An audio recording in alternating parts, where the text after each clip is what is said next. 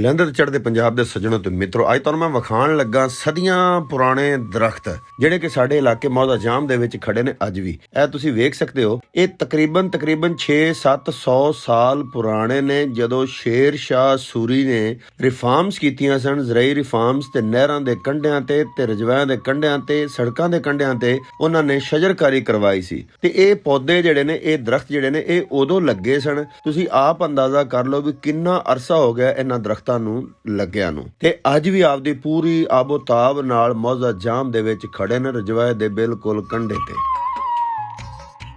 ਤੁਸੀਂ ਅਗਰ ਇਸ ਦਰਖਤ ਜਿਹੜਾ ਵਣ ਹੈ, ਇਹਦਾ ਤੁਸੀਂ ਅਗਰ ਲਪੇਟ ਚੈੱਕ ਕਰੋ ਤੇ ਘੱਟੋ ਘੱਟ 50 ਫੁੱਟ ਲਪੇਟ ਇਹਦਾ ਬਣਦਾ ਹੈ। ਔਰ ਇਹਦਾ ਕੁਝ ਹਿੱਸਾ ਖੁਸ਼ਕ ਵੀ ਹੈ, ਲੇਕਿਨ ਉਹ ਮੌਸਮੀ ਅਸਰਾਤ ਦੀ ਵਜ੍ਹਾ ਤੋਂ ਖੁਸ਼ਕ ਹੈ, ਲੰਬੀ ਚੌੜੀ ਧੁੰਦ ਪੈਣ ਦੀ ਵਜ੍ਹਾ ਤੋਂ ਖੁਸ਼ਕ ਹੈ। ਬਾਕੀ ਇਹ ਦਰਖਤ ਬਿਲਕੁਲ ਸਹੀ ਸਾਬਤ ਖੜਾ ਹੈ ਔਰ ਇਹ ਸਦੀਆਂ ਪੁਰਾਣਾ ਦਰਖਤ ਹੈ। ਸੱਜਣੋ ਤੇ ਮਿੱਤਰੋ, ਚੂੰਕਿ ਇਹ ਦਰਖਤ ਇੱਕ ਗੁਜ਼ਰਗਾਹ ਦੇ ਕੰਢੇ ਤੇ ਖੜੇ ਨੇ, ਇਸ ਵਜ੍ਹਾ ਤੋਂ ਅੰਦਾਜ਼ਾ ਕੀਤਾ ਜਾ ਸਕਦਾ ਹੈ ਕਿ ਇਹਨਾਂ ਦਰਖਤਾਂ ਨੇ ਆਪਣੇ 6-700 ਸਾਲਾ ਪੀਰੀਅਡ ਦੇ ਵਿੱਚ ਹਜ਼ਾਰਾਂ ਨਹੀਂ ਲੱਖਾਂ ਲੋਕਾਂ ਨੂੰ ਸਾਇਆ ਮੁਹੱਈਆ ਕੀਤਾ ਹੋਣਾ ਹੈ ਔਰ ਘਰਾਂ ਦੇ ਬਾਲਣ ਮੁਹੱਈਆ ਕੀਤੇ ਹੋਣੇ ਨੇ। ਅੱਜ ਵੀ ਇਹ ਅਗਰ ਖੜੇ ਨੇ ਤੇ ਬਿਲਕੁਲ ਇਹਨਾਂ ਦਾ ਮਕਸਦ ਵੀ ਅੱਲਾਹ ਪਾਕ ਨੇ ਇਹ ਹੀ ਬਣਾਇਆ ਕਿ ਇਹ ਲੋਕਾਂ ਨੂੰ ਰਾਹਤ ਦੇਣ। ਇਹਨਾਂ ਦਰਖਤਾਂ ਨੇ ਹਜ਼ਾਰਾਂ ਨੇਰੀਆਂ ਤੇ ਤੂਫਾਨ ਤੇ ਝੱਖੜ ਬਰਦਾਸ਼ਤ ਕੀਤੇ ਹੋਣੇ ਨੇ। ਇਹ ਸੱਜਣੋ, ਮੈਂ ਤੁਹਾਨੂੰ ਦੱਸਦਾ ਜਾਵਾਂ ਕਿ ਕਬਰਸਤਾਨ ਜਿਹੜਾ ਮੌਜ਼ਾ ਜਾਮ ਦਾ ਪੁਰਾਣਾ ਕਬਰਸਤਾਨ, ਉਹ ਵੀ ਬਿਲਕੁਲ ਕਰੀਬ ਹੈ। ਸ਼ੇਰ ਸ਼ਾਹ ਸੂਰੀ ਤੋਂ ਬਾਅਦ ਜਦੋਂ ਅਕਬਰ ਬਾਦਸ਼ਾਹ ਨੇ ਹਕੂਮਤ ਸੰਭਾਲੀ ਤੇ 50 ਸਾਲ ਤੱਕ ਹਕੂਮਤ ਕੀਤੀ, ਉਸ ਦੌਰਾਨ ਮੌਜ਼ਾ ਜਾਮ ਦੇ ਵਿੱਚ ਆ ਕੇ ਇੱਕ ਮਸਜਿਦ ਵੀ ਬਣਾਈ ਜਿੰਦਾ ਨਾਂ ਅੱਜ ਵੀ ਅਕਬਰੀ ਮਸਜਿਦ ਹੈ।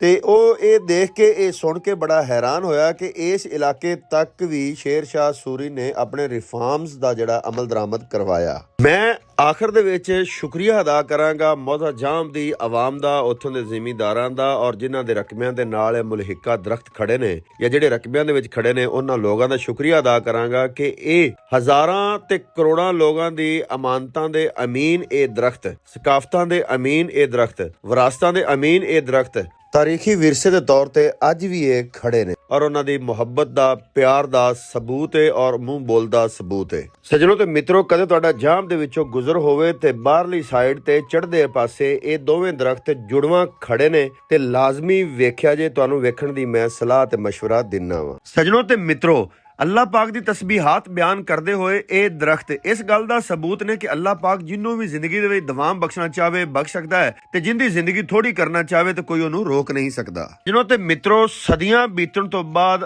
ਅੱਜ ਵੀ ਇਹਨਾਂ ਦਰਖਤਾਂ ਦੇ ਉੱਤੇ ਉਸੇ ਤਰ੍ਹਾਂ ਚਿੜੀਆਂ ਚਹਿਚਹਾਉਂਦੀਆਂ ਨੇ, ਕਵੇ ਆ ਕੇ ਬਹਿੰਦੇ ਨੇ, ਫਾਖਤਾਂ ਆ ਕੇ ਇੱਥੇ ਆਪਣੇ ਆਲਣੇ ਬਣਾਉਂਦੀਆਂ ਨੇ ਤੇ ਬੁਲਬੁਲਾਂ ਬੋਲਦੀਆਂ ਨੇ। ਇਹ ਅੱਜ ਵੀ ਕਦੀਮੀ ਦਰਖਤ ਮੌਜੂਦ ਨੇ ਔਰ ਪੂਰੀ ਆਬੋ ਤਾਬ ਨਾਲ ਮੌਜੂਦ ਨੇ। ਤੁਸੀਂ ਵੇਖਣਾ ਚਾਹੋ ਤੇ ਵੇਖ ਸਕਦੇ ਹੋ। ਆਰਫ ਵਾਲੇ ਤੋਂ 15 ਕਿਲੋਮੀਟਰ ਦੇ ਫਾਸਲੇ ਤੇ ਮੌਜ਼ਾ ਜਾਮ ਦੇ ਵਿੱਚ ਅੱਜ ਵੀ ਇਹ ਦਰਖਤ ਮੌਜੂਦ ਨੇ।